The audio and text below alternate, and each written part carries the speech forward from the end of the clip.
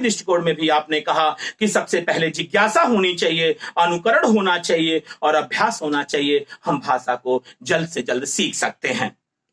इतनी बातें क्लियर हो गई। अगर भारतीय संविधान के अनुच्छेद 350 क को यदि हम ले, अनुच्छेद 350 क, तो 350 क भी कहता है कि प्रत्येक बच्चे को उसकी प्राथमिक शिक्षा उसकी मातृभाषा में दी जानी चाहिए। प्रत्येक बच्चे को उसकी प्राथमिक शिक्षा उसकी मातृभाषा में दी जानी चाहिए। और बच्चों, एक बात याद रखना, संविधान में राज्य की नीति के निर्देशक तत्व भाग 4 में वर्णित हैं और अनुच्छेद 36 से अनुच्छेद 51 तक दिए गए हैं। लेकिन अनुच्छेद 350 का और अनुच्छेद 351 जो कि इससे बाहर है, फिर भी वो राज्य के नीति के तत्व के अंतर्गत आता है, ताकि वो राज्य की इच्छा पर निर्भर करता है, चाहे वो उसे दे चाहे उसे ना दे, क्योंकि वह वाद योग्य नहीं है, वह वाद योग्य नहीं है।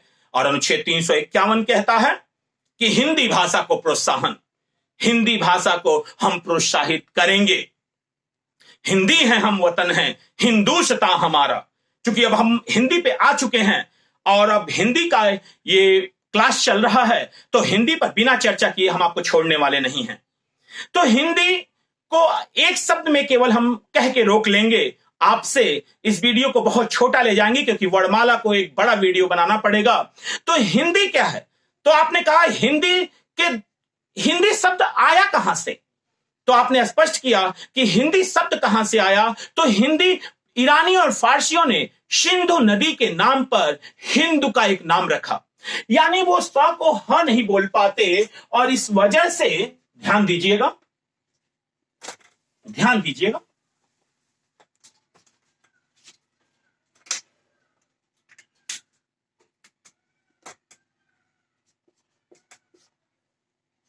सिंधु, हिंदू, हिंद, ई और हिंदी।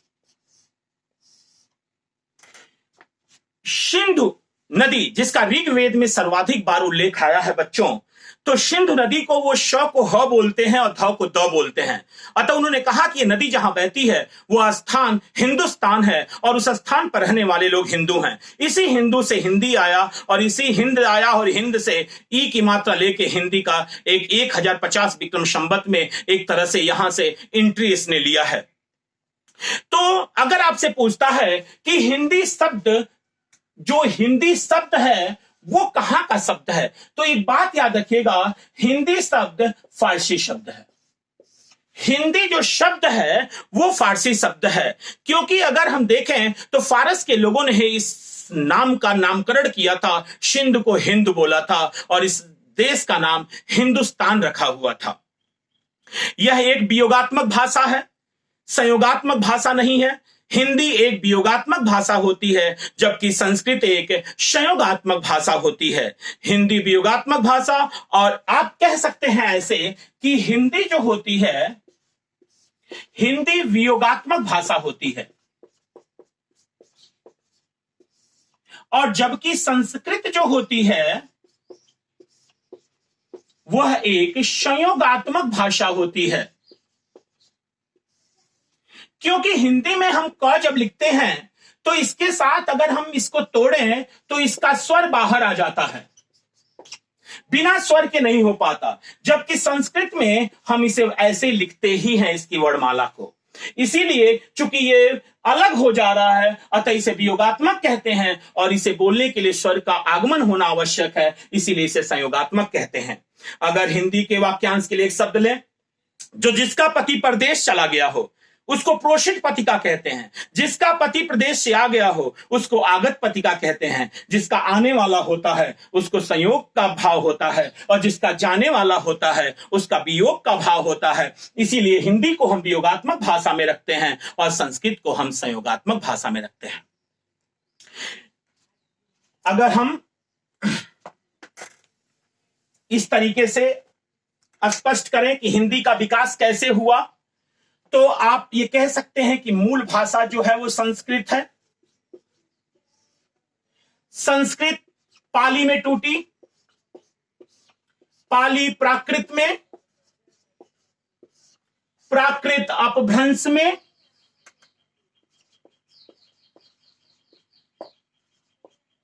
अपभ्रंश अवहट्ट में और अवहट्ट प्राचीन हिंदी में।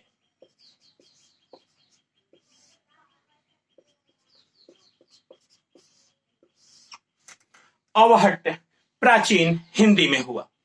तो साफ स्पष्ट है बच्चों कि संस्कृत को हम मूल भाषा कहते हैं, संस्कृत को हम मूल भाषा कहते हैं, जननी है। पाली अगर देखें तो बौद्ध दर्शन से संबंधित है, पाली बौद्ध दर्शन से संबंधित है। अगर हम त्रिपिटक को देखें बौद्ध दर्शन के, तो पाली भाषा में उल्लिखित है। प्राकृत जो है वो जैन धर्म से संबंधित है, जैन धर्म से संबंधित है। महावीर स्वामी उन्होंने अपने उपदेश प्राकृत भाषा में दिए, जिसे अर्धमागधी भी कहते हैं। तो अगर क्वेश्चन पूछता है हिंदी का उद्भव कहां से हुआ, और अगर मान लीजिए चारों विकल्प दे दे आपको, संस्कृत, पाली, प्राकृत और अपभ्रंश, मान लिया चारों विकल्प आपको दे दिया कि हिंदी, प्राचीन हिंदी या हिंदी का उद्भव निम्नलिखित में से किस भाषा से हुआ, और आपको कह रहा है संस्कृत, पाली, प्राकृत और अपभ्रंश, तो आपका आंसर अपभ्रंश होगा, क्योंकि नजदीकी विकल्प इसका अपभ्रंश ही है। क्लियर है? हाँ, संस्कृत के बाद इसमें विकार आते गए, बोलने में, लिखने में, पढ़ने में, और धीरे धीरे विकारों के साथ 1050 विक्रम संवत में, 1050 विक्रम संवत में प्राचीन हिंदी का उद्भव हुआ, प्राचीन हिंदी का उद्भव हुआ। तो अगर हम देखें इस शब्द को, तो हिंदी सिंधु नदी के नाम पर बना है, फारसी भाषा से लिया गया है, ईरानियों ने इसका नामकरण किया है, और इसका उद्भव संस्कृत, संस्कृत से पाली, पाली से प्राकृत, प्राकृत से अपभ्रंश, अपभ्रंश से अवहट्ट, अवहट्ट से प्राचीन हिंदी तक इसका एक सफर जारी रहा है। तो बहरहाल बच्चों, आज के लिए केवल इतना पे ही हम इस क्लास को रोक रहे हैं। सब्सक्राइब करना, लाइक, शेयर और बेल बटन दबाना ना भूलना, क्योंकि जल्द ही वीडियो, अगर बेल बटन दबाएंगे तो नोटिफिकेशन जल्दी आपके पास पहुंचेगा, और अगला वीडियो कल ही आपके पास वर्णमाला पे आएगा, क्योंकि सामान्य हिंदी चालू हो चुकी है, सामान्य हिंदी चालू हो चुकी है। अतः वर्णमाला पर पहला वीडियो कल आने वाला है। हिंदी, सामान्य हिंदी का बहुत ही साफ टारगेट है, और आशा करते हैं कि आप अपनी कुर्सी संभाल लिए होंगे। कुर्सी संभाल लीजिए, सफलता 100% सुनिश्चित है। जीतेगा वही जिसके पास इच्छा शक्ति होगी, हारना नहीं है। और इस प्लेटफॉर्म पे तो हार शब्द शोभा ही नहीं देता। तो आज के लिए केवल इतना ही, फिर कल मिलेंगे वर्णमाला के साथ। जय हिंद, जय हिंद।